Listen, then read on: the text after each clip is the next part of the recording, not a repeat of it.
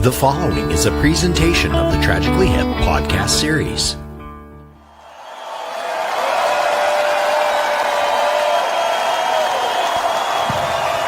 Okay, we are officially into uncharted waters. We never do third ones.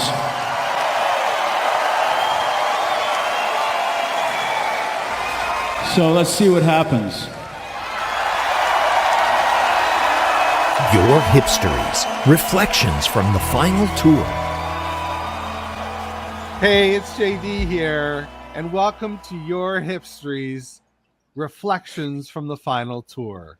Today, it is July 24th, 2026. It's my goddamn birthday. I'm 52. Woo! So there's that. But today we are going to look back 10 years and we are going to reflect on Red Letter Date, the second date of the Man Machine Poem Tour. This is Vancouver Night 1. And sitting around the table with me, I've got three brilliant resources who were there that night and have stories they want to share. So first of all, we've got Tina from Vancouver. How's it going, Tina? It's going great. How are you guys doing? So far, so good. Other than my little flub at the beginning. That's between just the four of us, though. Joe from Vancouver. Stage How are you today? At the Hip Show. I'm great. How about you? Oh, I'm good. I'm thanks for having us on. No, thanks for doing this. Again, you guys do the heavy lifting here. Shaun from Vancouver. It is good to talk to you again, my friend. How are you doing? I'm doing great, thanks. And is it actually your birthday?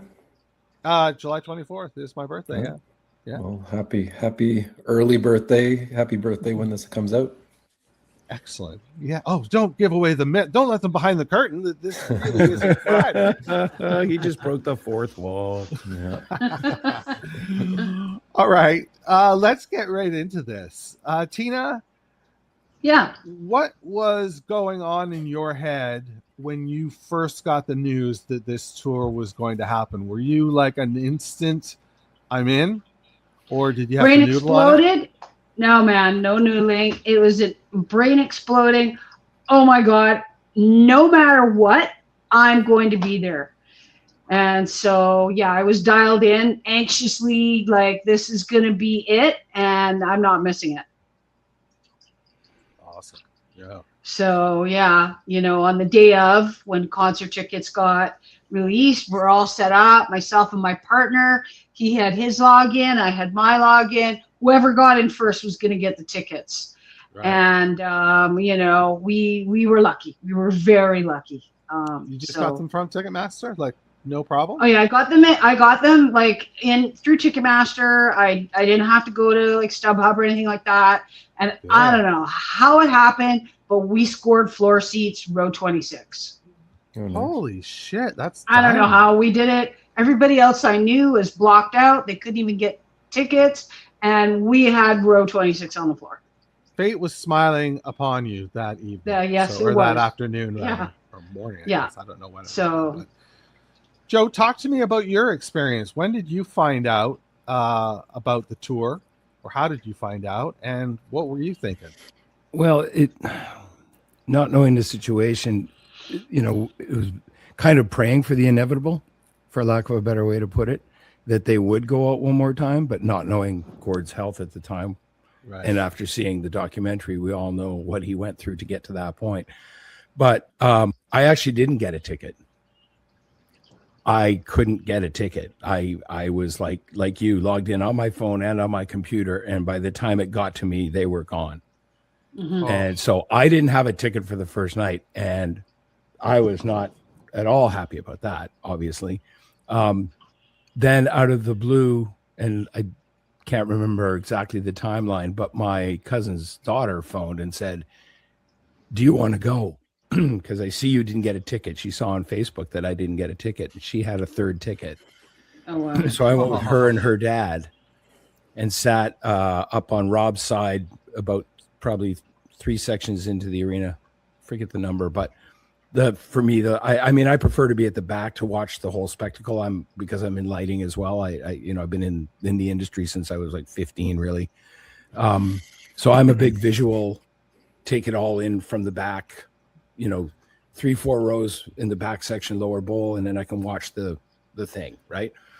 And so, but being that close was great too, because then I got to see the band.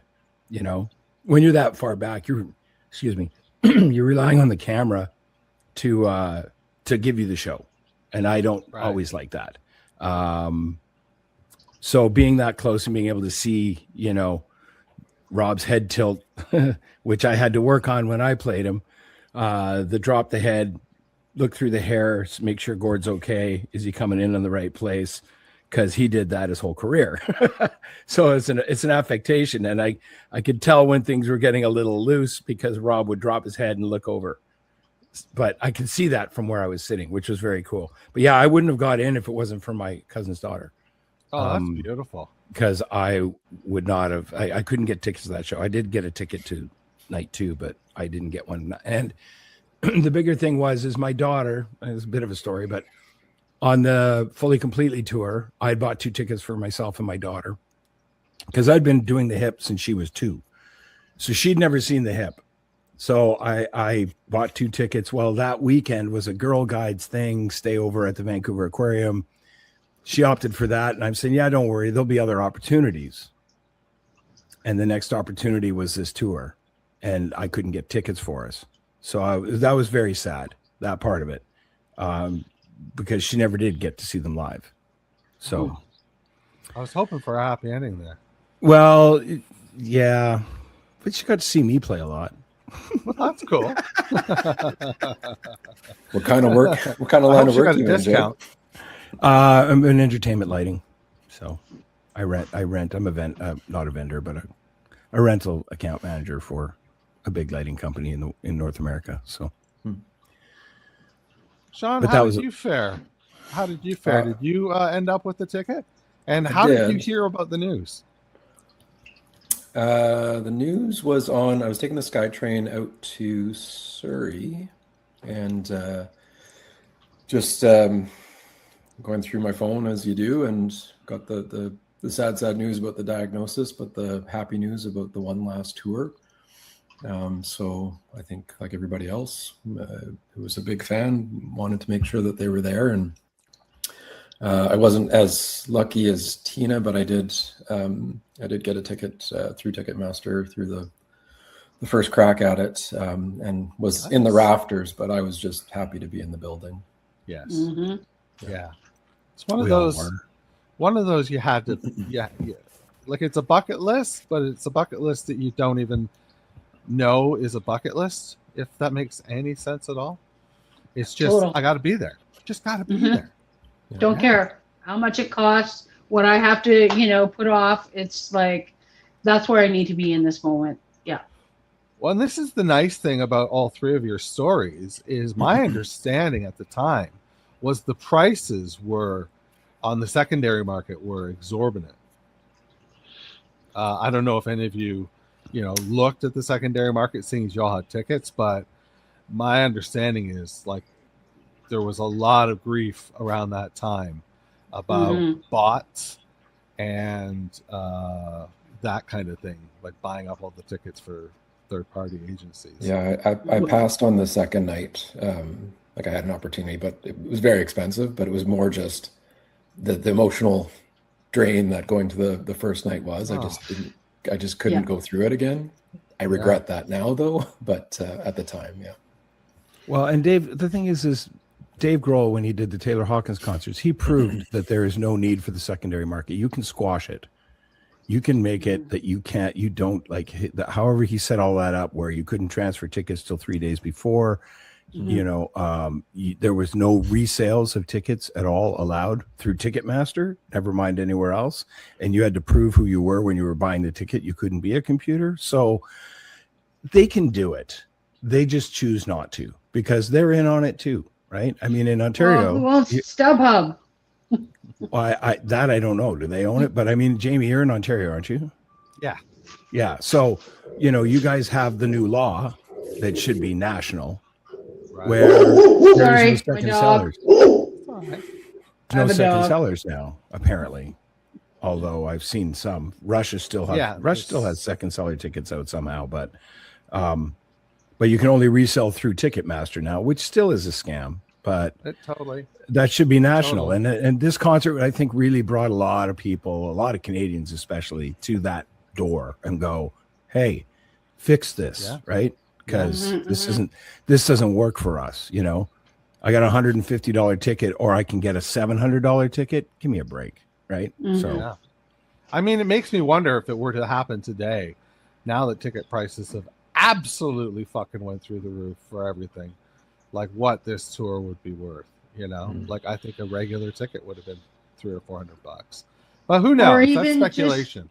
And then they've got this, you know, dynamic pricing going on now, where if it's you know, a really hot ticket item, they can jack them up just as face value.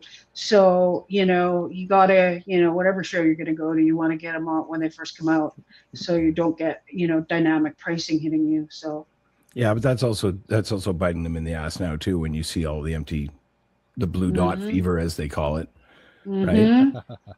And I'm looking at a show right now, same thing. I'm waiting for dynamic pricing to come down, so I'll go. Yeah. Apparently, one of the best things to do is just wait till the day off. But I digress. Like we should probably get into what actually happened rather than speculating. I want to know what the vibe was outside of the building and coming into the building, and you know, like how you felt going there. And then from there, how did you feel walking out? Shaun, we'll start with you. Yeah, I don't remember outside of the building. I know I went to a friend's place. A bunch of us had tickets, not all together, and pre-gamed, I guess, as you would do. Played some guitar, played a lot of hip songs, and kind of got primed that way. And then, was just really excited to go to the show. But for me in general, I was very nervous. Like I didn't know how Gord would do, and like everything you had heard, like he could have been ill at any moment. And so there was a lot of nerves going into that. I bet. I didn't even consider that, but you guys were the second frickin' night. Yeah, that's right. That would have been heavy on your mind. And it didn't start, you know, at their best, obviously. And I think it just got better and better as they went. But thankfully, put on a great show, and everything was good. But yeah, then leaving obviously was just, you know, devastating, because it's like, is this the last time you're going to see, you know, your favorite band perform? And it was live. How long did you stay in your seat? I don't think I sat, if that's what you mean. No, I mean at the end. At the end. Oh, yeah. I mean, I think till the end, like funneling out with everybody else. Yeah. Right. Yeah. Tina, how about you? Tell us your tales. Well, I remember it was a nice day. You know, we often have iffy weather. We can have iffy weather in the summer, so it was a nice day. The merch lineup outside was insane. I've never seen a merch lineup that big for any artist. And anytime I wanted to get merch, but I had to wait and go inside, because the merch lineup was far greater than, you know, I would imagine some of those people weren't in attendance. They were just going for merch. But it had a vibe that was different. There was an apprehension in the air. There was an apprehension in the arena when you got in, when you got placed. It was electric but apprehensive at the same time. And like Shaun said, you know, we were all wondering, like, how's Gord going to do? Is this going to, like, you know, are we looking at the shell of a man, or are we looking at the performer again? You know, is he going to bring it? Is this going to be like something you want to look away from or lean into? And, you know, so there was that bit of tension, apprehension. But, you know, it's the Hip. They're slick. So they did a great job. I felt in some moments that maybe Gord wasn't, you know, himself, the Gord that we knew. But in other times it was like, yeah, there he goes. You know, he's Gord, and he's going to be Gord. And, you know, his incredible expressions and stage presence, you know, that was all there. But was it 100%? Maybe not. Definitely improved as the night went on, though. Yeah. Joe, what about you? Well, I felt it different about it because I noticed the amount of love there was, and that's not something you see, that level of absolutely everybody on the same mission, you know? Yeah. Everybody going to see their hero for what people like Shaun, who only went one night for the last time, and maybe not fully understanding that, but having that feeling. So, but it was just love. It was and I don't say that freely. Trust me. I've been playing in bands since I was 15. It's hard to find that sometimes because you always want to hit somebody in the band for some stupid reason. But no, that's not the case. But no, it was really like, I don't know. You could just feel it. It was different than any concert I'd ever been to because of that. And like Shaun and Tina both said, you know, there was apprehension for sure. How is this going to go? I mean, and it was night 2. They'd only played the first night in Victoria and then took a day off and then did it again. I think what caught my attention the most was how they opened the show, how they were all just like within, you know, a 20-foot square or smaller. In fact, if you think about it, That's like right. they were very close together, and it was all gathering around Gord to make sure that he knew he was supported. I mean, that was my impression of it. And just to watch them kind of be that bar band again, in a way, you know, where there is that uneasiness of, you know, we're still new, that new feeling, you know? Right. Because I mean, I was touring Southern Ontario when the Hip was touring Southern Ontario in the 80s, like before they were the Hip. And so, you know, they were just another bar band like we were, going around and being uneasy about it and trying to just carve our way through. And that really, to me, was, as from a production element and from a guy who plays in bands, that gave it a different.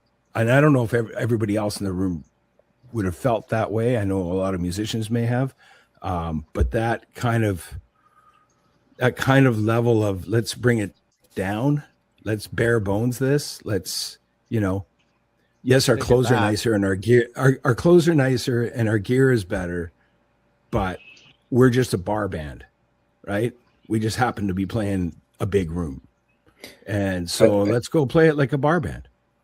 I think, was it Gord Sinclair? He posted something yesterday or the day before explaining that they did, it was like going through their career as they started out in smaller venues and then to larger ones in arenas.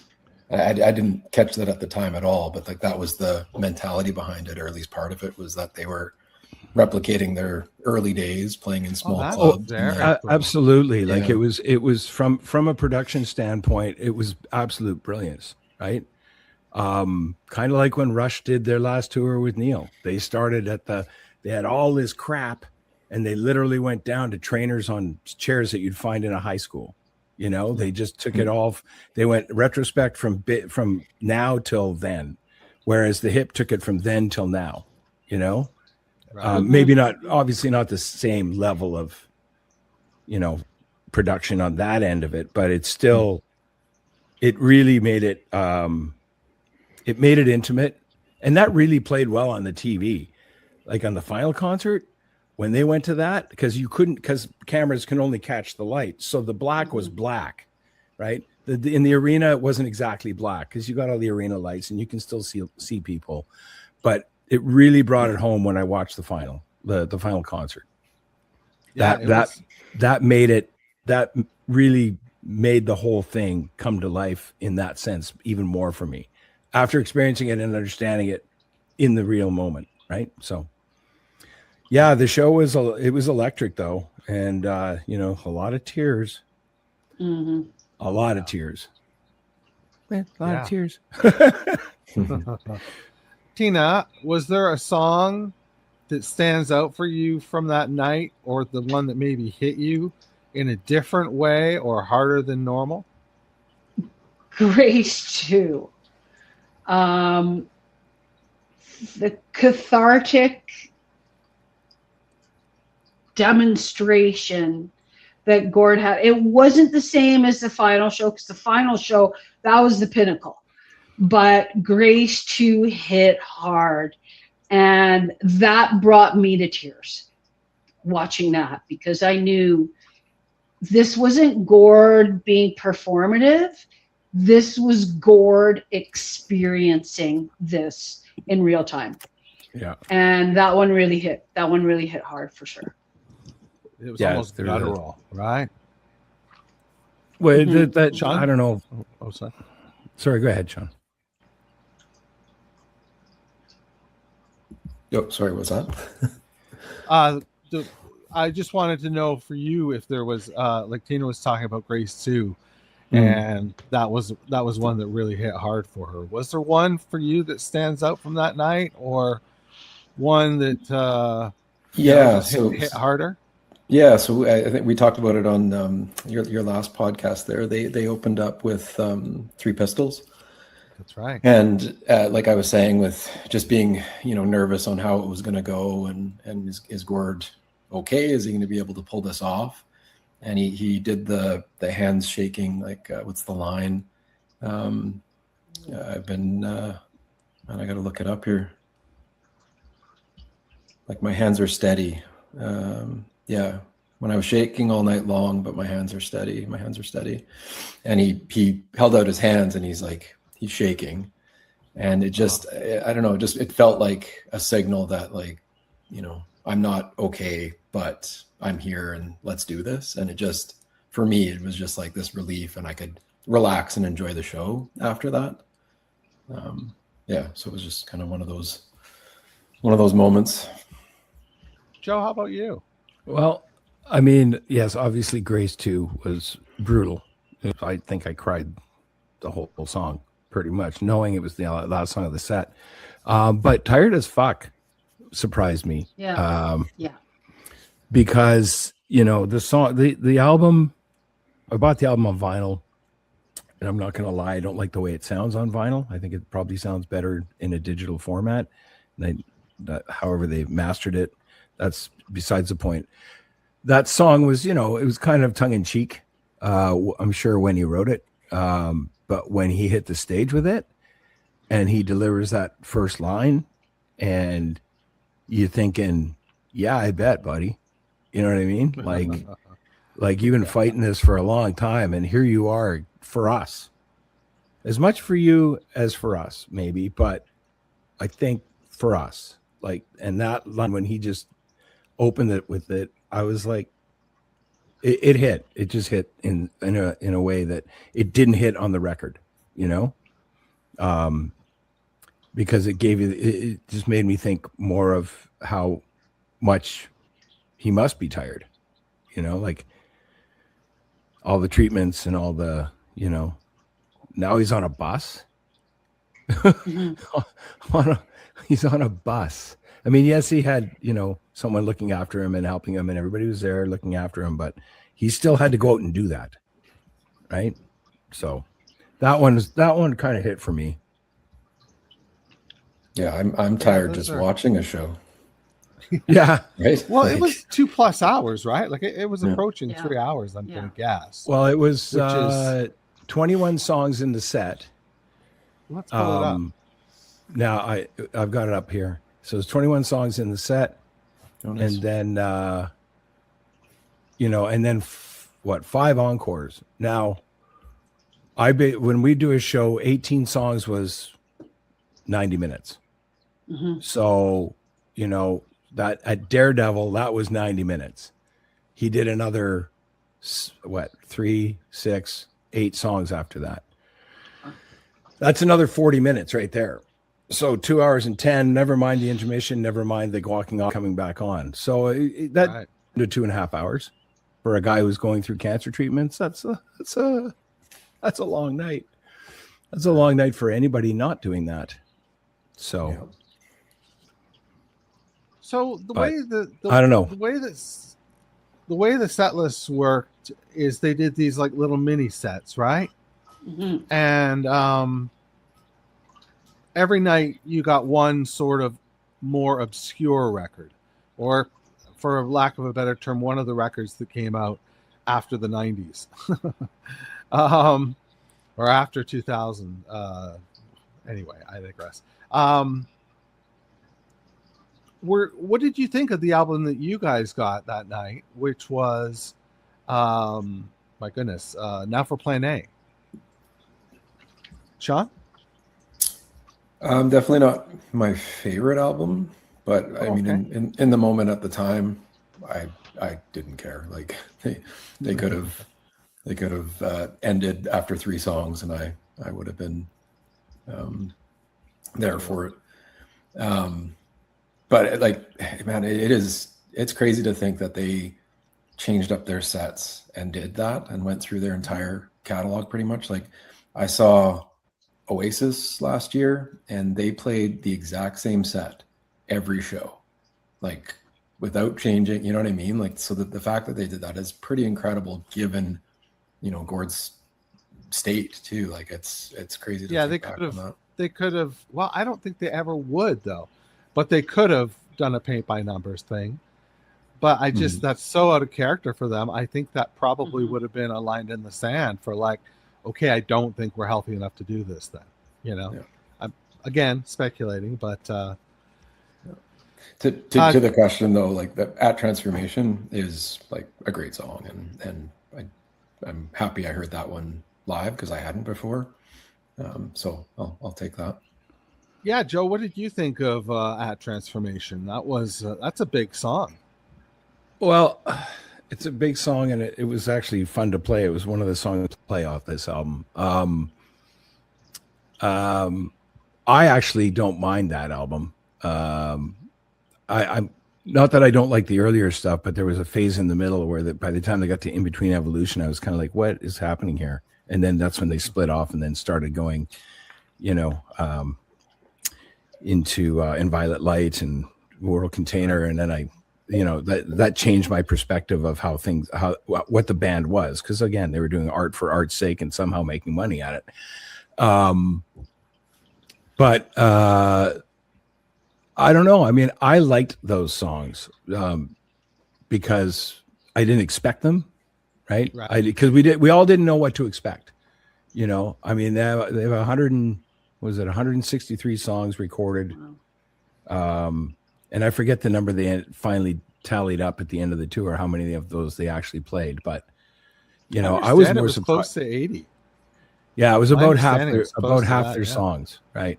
Nuts. Now, sorry, I've got to ask this question because I should have looked this up. But what was the song when they first went into rehearsal? And I was shocked that this was the first one they tried to do. Escape is at hand. It was Escape. And I'm That's thinking of all the songs. Oh, I love playing it too, man. That was so much fun to play that song. But of all the songs they could have given Gord to start with, yeah, like maybe, I don't know, Courage, something he sang like 1,000 times on stage. No, they gave him Escape, which I'd love to know the stats on how many times that got played live, right? And I thought it was almost mean. I'm thinking, Paul, that was mean, man. Like the first song you gave him was that, but to have that be the first song, and then that they tried in rehearsal, and then to come out and do all these songs, like all of these songs. How about you? How about you, Tina? Were there any of those songs that jumped out at you a little bit harder? And by the way, it was 282 times that they played Escape is at Hand. But, really? That many times? Yeah. It was one of their singles, I think. Oh, it was so much fun to play. Yeah, I just took it all in. Like I didn't, playing any deep cuts or things that weren't in normal rotation on a concert set list. For me, it was all good. It didn't matter what songs they were playing. Of course, I wanted to hear a few things for the last time, but I was just going to take it at face value. And that's what I did. And I thought every track they chose was a great track for me to have to hear for their last show. So. Oh, and your encores, right? You go out with Grace 2, and then you come back with Fully Completely. I know. We Kings, Locked in the Trunk of a Car. Then yeah, well, that's what for me, it's like, what? If they didn't play Locked, I would have been disappointed. Like, for me, that was a moment, right? But I know there's going to be, and I hope there's going to be deep tracks and different things and shows when I go to see them. Because, otherwise it's a playlist on Spotify or something, right? Yeah. So it surprised me. And I got into that in the moment. Yeah. Was there a particular point in the show where, I mean, it was a long show and it was a dynamic show and it was an engrossing show. Yeah. But I'm curious if there was a moment where the gravity of what was going on caught up to you again, that moment when the gravity of it was the first standing O for, like the first encore. And I've never experienced anything like that in my life. The energy and exuberance and love and cheering and lighters. Like, I just took my phone and I just videoed all the way around, and it didn't capture the moment.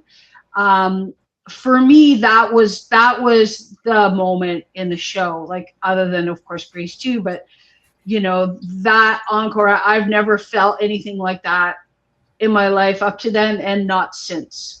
So, like that was volume and the vibe. Is that what you mean? The volume, the vibe, like, it was just so steady. There was, everyone in that place was just at their peak cheering to bring them back for their encore. Love, appreciation, just, it was like nothing else I've ever experienced. And, I've seen a lot of shows, but that was, that one moment that stood out of all concerts of all times for me, aside from the actual performance.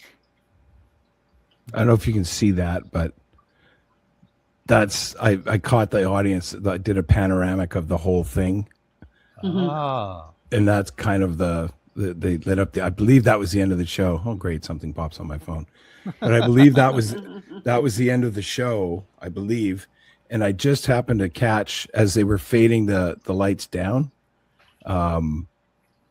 So I managed to catch all of the arena, but anyways. Yeah, it was, and and it was so big and it was so magnanimous. Like, it was just like so overwhelming that you can't capture it on a video, or you can't even make it big enough. I don't think I shot any video on that show. I just was too engrossed. Yeah. I wanted to be in the moment. I didn't want to be pulled away by having to, is my phone lined up? And I snapped a couple of pictures, and that was just to have for me. And other than that, it was like, no, I'm watching this show. I'm listening to this show. Yeah, I went in there the same. Like, I made an effort not to take any videos or photos, but now saying that, like, Tina, you want to share your video clip? Because I do regret. I'll take it out and find it. Yeah. And I did take videos, and I did take some still shots, because you know what?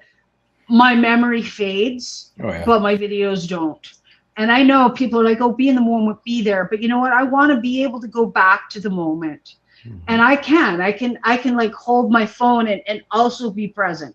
So, for me, yeah, I did. I took some videos, and I don't think I took the Grace 2 though. Like, I think we were all just like, there was just, it's hard to even describe what you're experiencing when well, for me and for so many other people in the arena that night, that, what are we taking in? And I can see it on the faces on the final show with Grace 2 as well. It's just like the shock. Well, I've got a picture of that moment where they had him up on the front screen, and he had done his Him Here Now, and he was just here we go. Waterworks. No, he was so on the verge of breaking, he's got that, his face is all screwed up. Like, I can't believe I don't get to do this anymore. Yeah. I have a different take on that. So, like, you know, in the final show when they caught that lady who was just like stunned, like Gord screaming and him here now, and then lights faded and it was just like scene for him. And I just think like he is that much of a professional and that much of a pro that's Gord being Gord. Oh no, for sure. He was able to turn it off again, which was also mind blowing. But you could see, I don't know, I saw it as, I can't believe that my life's been cut short. Like, why, you know, I get to do this for you, but I don't get to do this for you again, you know? And that's what I took away from it. Like, I just thought, you know, this is a man who doesn't deserve to die. And you know what? I took the exact same thing away from it, but I also took away from it that he lived in that moment, in that emotional state. Yeah. But it was fleeting. Like, he was able to be there, him here now, and also push it away and go back to being the professional. And go back to being no, showman. for sure. But that was like, you know, the him here now. Well, we all know who him here now was. You know, the elephant in the room, right? So, yeah.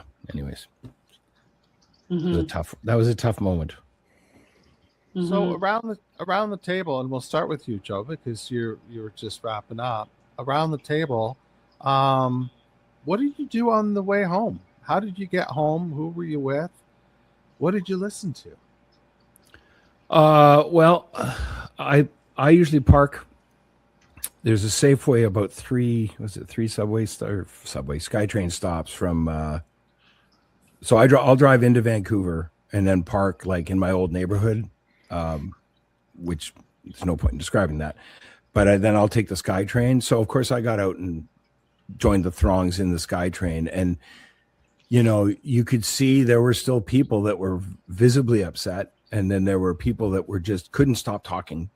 And then there were other people that were just like trying to kind of, you know, maintain, you know, just like I'm cool. This is cool. Everything's cool. We saw it, you know. I was, you know, obviously not listening to anything because I'm just in that thing moving across the tracks. But yeah, it was interesting being in all those people waiting in line, getting on the train, and just being in that moment. Because everybody was feeling their own thing, right? And I was alone because I, like I said, ended up getting the ticket from my cousin's daughter, and so I went alone and left alone, which I kind of wish I wasn't. And I wasn't on night 2, but I was on night 1. Yeah, it was just interesting to see all the different takes of people. Like, I was more people watching than kind of trying to concentrate on my own, because I was actually trying to kind of put it out of my head, because it was pretty taxing. It took a lot out of me, you know, watching the end of this band. I knew I was going 2 nights later, but it still wasn't, it was still that moment, you know? Yeah. But there were some people that were, you know, super happy. And I probably talked to a few people and what'd you think of this? What'd you think of that? And I don't remember any of those conversations. When I got in my truck, I don't know what I listened to. I may have not listened to anything. Because I will do that sometimes after concerts. Kind of half because my ears are ringing so much, but also because in that situation it was so emotional that I kind of just wanted to be with myself, and not I won't always purposely do that. I won't take the time for myself. I'll try and drown out whatever with music or with a podcast or with something. And in that moment, I'm pretty sure I got in the truck and I turned the stereo off. And I drove all the way back out to the valley with nothing on, just me and the highway. So you had to have something on. Ba-doom-tsh.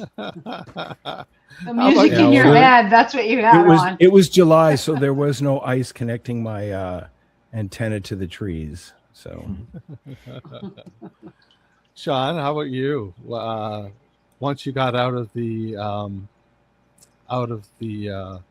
arena, what was your journey like? I think, honestly, don't remember much. I think we went back to my friend's place that we were at before the show and kind of decompressed over a drink and put some hip on.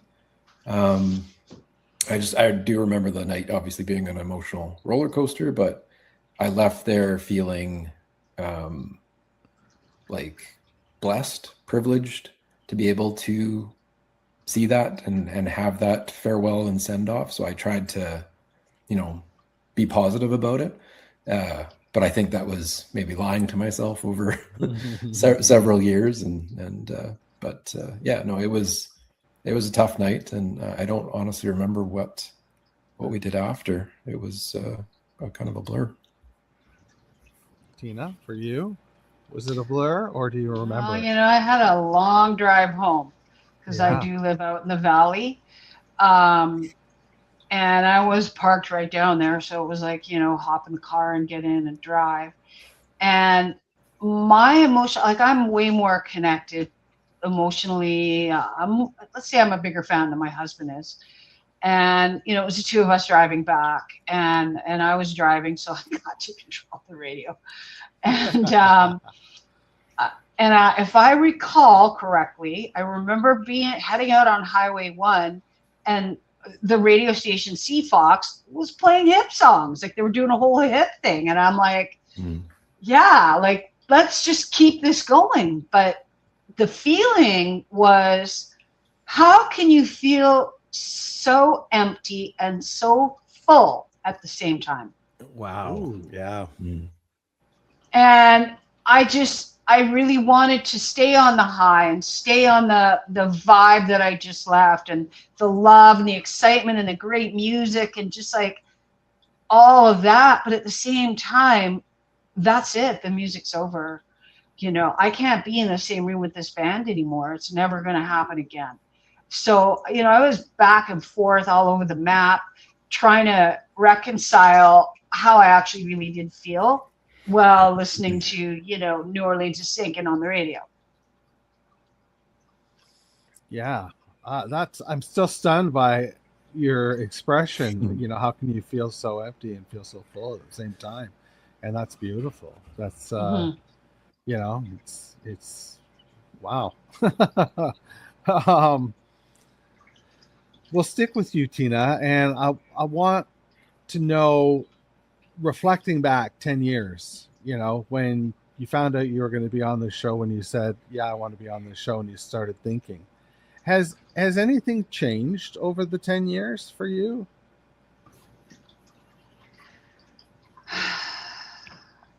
No. You know what? Yes.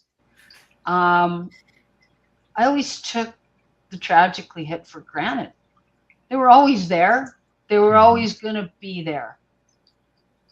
And now they're not. And so it is different.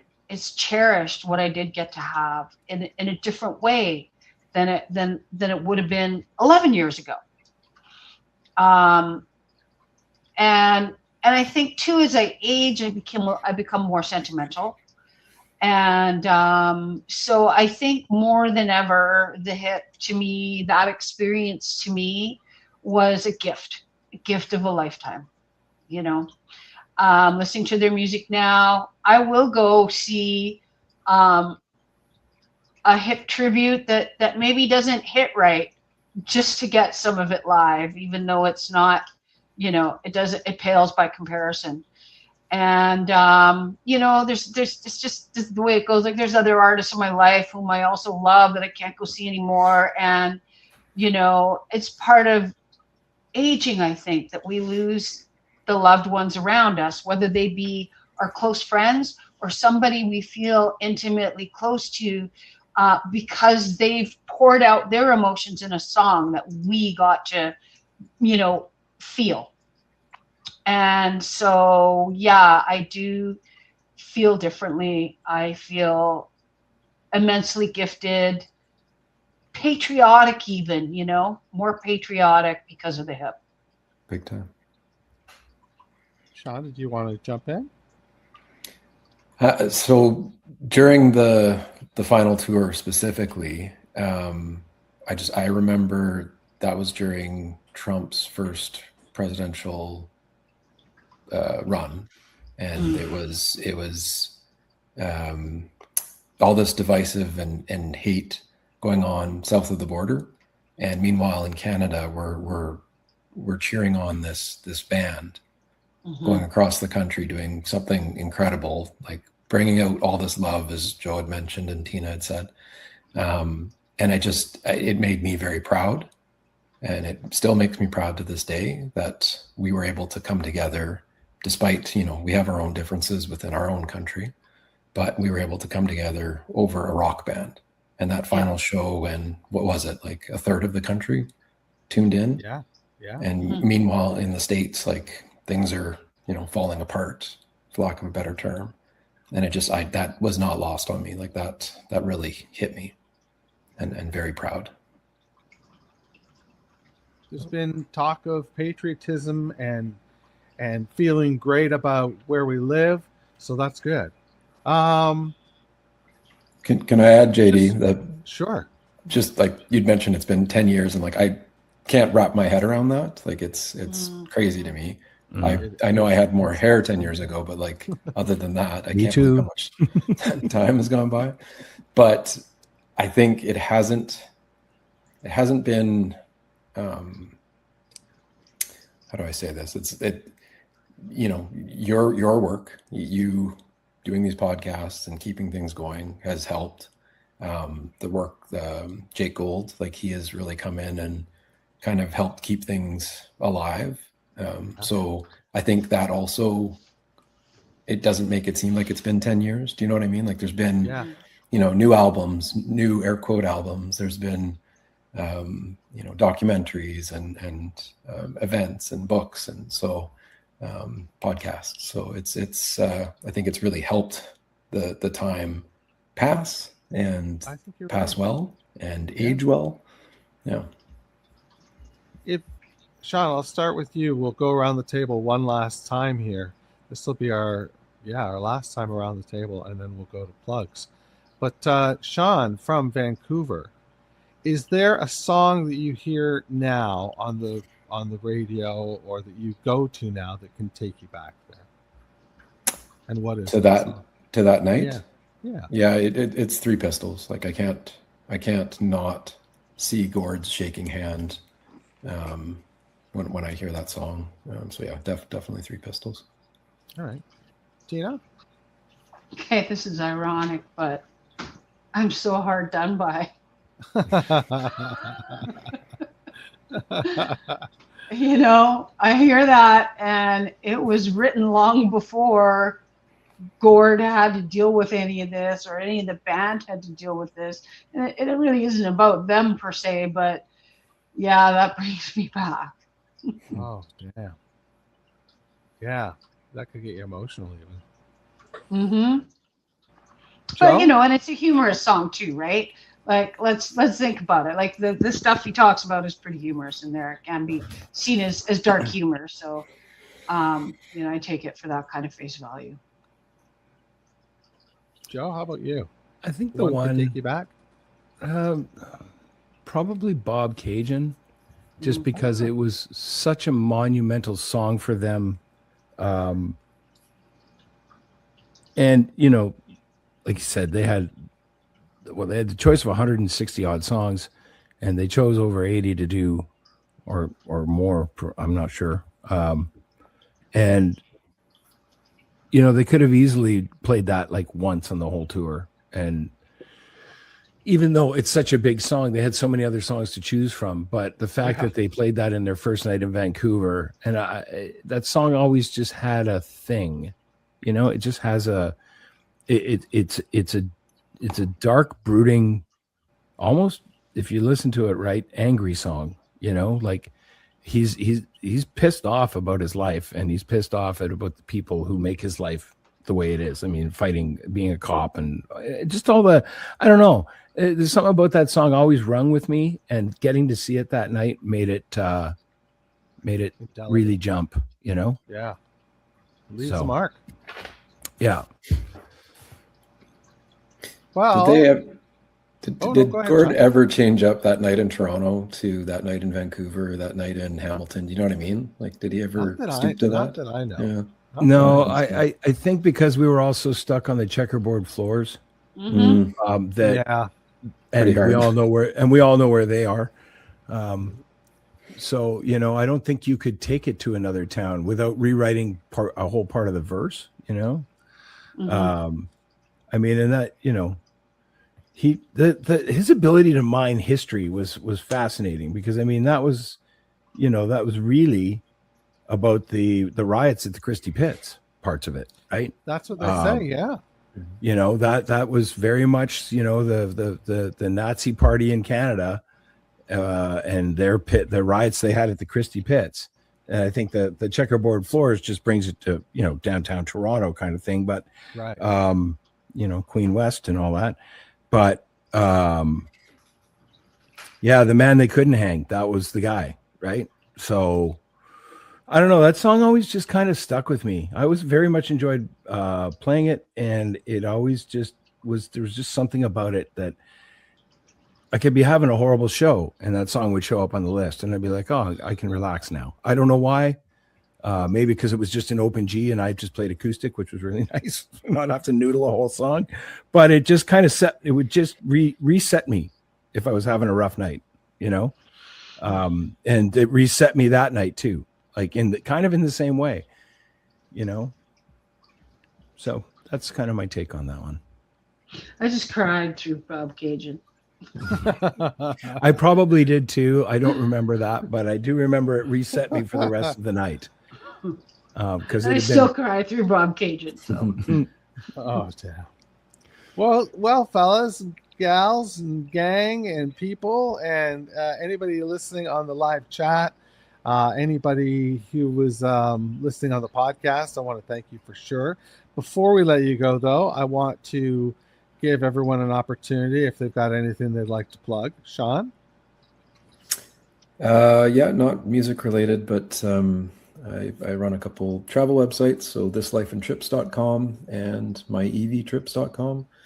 I just got back from a month plus trip around Scandinavia, driving to the top of Europe in an electric vehicle, and people can check out what that looks like on those sites. Excellent. You'll give me the URL so that I can put in the show notes. Sure. Joe? Well, with the Hip Show not playing, I can't stop playing. So I've got what I can only assume is the only Bachman Turner Overdrive tribute in the world, called Blue Collar Overdrive, where I now play bass again after 40 years, and do all the Fred Turner stuff, because there's not much this voice can do anymore without it just sounding like this. So it works out pretty good.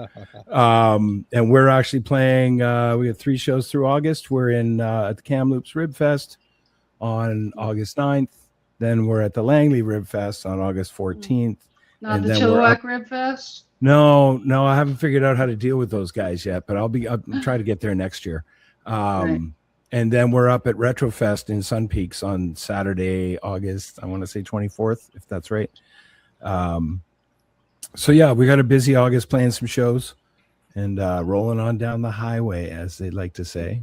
And yeah, if you want to check us out, we're at bluecollaroverdrive.com, or we're on Facebook at, facebook.com/bluecollaroverdrive. Nice. Well, thanks, Joe. Tina, anything you'd like to tell us about? You know what? Seeing as though I'm taking a little bit of time out of my work day, I may as well plug my job too. I work for a pet treat company, and we have Only One Treats. We're a Canadian company. We do as much Canadian as possible. And, we're on Facebook, Instagram. We're on all the socials, and in your local pet food store too. So. And what's the name again? Only One Treats. Only one treat. We do Only have one more than treat. one treat. We have only one ingredient. Ah, okay. Yeah. So, yeah. Well, thank you So that- all. Oh, You're thank you, very JD. welcome. No, this is really cool. And next time on the show, it will be July 26th. And we'll be at Vancouver Night 2. And it'll be great to talk to a new panel about that, their experiences and whatnot. And that's what I've got to say about that. So thanks, everybody. Thank you very much. Thank you. And Thank make sure. Oh, there's thunder outside. Woo! Pick up your shit.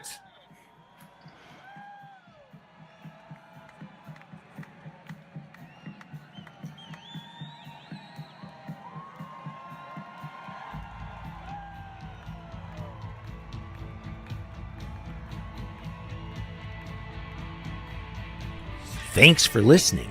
This has been a presentation of the Tragically Hip podcast series. For more information and to follow us, visit home.tthpods.com. If you'd like to reach JD, send an email to jd@tthpods.com.